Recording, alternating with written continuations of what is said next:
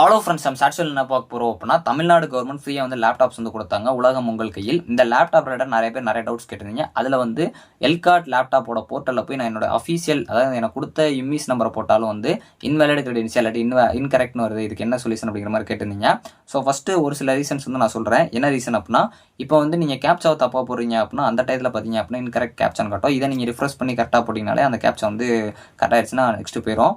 So அதே மாதிரி password பொறுத்த வரைக்கும் தப்பாக போகிறீங்க அப்படின்னா இன்வேலிட் கிரெடென்ஷியல் காட்டும். ஸோ இந்த பாஸ்வேர்டை நீங்கள் ஃபஸ்ட் டைம் காலேஜில் வந்து என்ன செட் பண்ணியிருக்காங்க, நான் வந்து எந்த பாஸ்வேர்டு சேஞ்ச் பண்ணல, எங்கள் காலேஜில் கொடுத்த பாஸ்வேர்டு என்ன அப்படின்னு சொல்லி உங்களுக்கு தெரியணும் அப்படின்னா, ஃபஸ்ட்டு கிரியேட் பண்ணுறப்போ எந்த மாதிரி கிரியேட் பண்ணியிருப்பாங்கன்னா, உங்களோட மொபைல் நம்பரோட லாஸ்ட் 4 நம்பர். ஸோ இப்போ பார்த்தீங்க அப்படின்னா என்னோட மொபைல் நம்பர் லாஸ்ட் 4 நம்பர் 4321 வருது அப்படின்னா, ஸோ டேட் ஆஃப் இயர், அதாவது பார்த்தீங்க அப்படின்னா உங்களுக்கு உங்களோட பிறந்த வருஷம் இருக்கும்ல 1999 இருக்குது அப்படின்னா, ஸோ 4321 1999 ரெண்டே சேர்த்து போட்டால் உங்களுக்கு பாஸ்வேர்டு வந்துடும். இது வந்து காமனாக செட் பண்ணியிருக்குது. நீங்கள் எடுத்து மாற்றிருக்கீங்க அப்படின்னா அதுக்கப்புறம் நீங்கள் யூஸ் பண்ணியிருக்க அந்த பாஸ்வேர்டு தான் யூஸ் பண்ணுற மாதிரி இருக்கும்.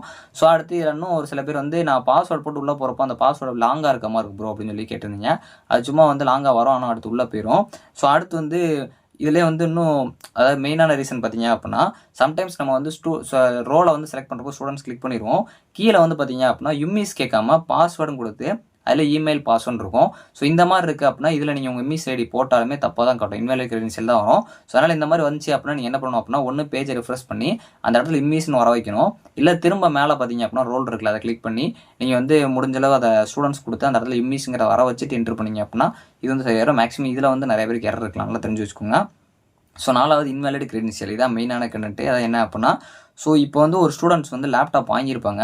அந்த லேப்டாப்பில் கவர்மெண்ட் அந்த லேப்டாப் பின்னாடி வந்து ஒரு நம்பர் இருக்கும். அதை நம்ம இமெயில் போட்டு லிங்க் பண்ணிங்கன்னா மட்டும் தான் இந்த வெப்சைட்டுக்குள்ளே போனால் எடுக்கும். அதாவது எல்கார்ட் லேப்டாப்புங்கிற வெப்சைட்டில்.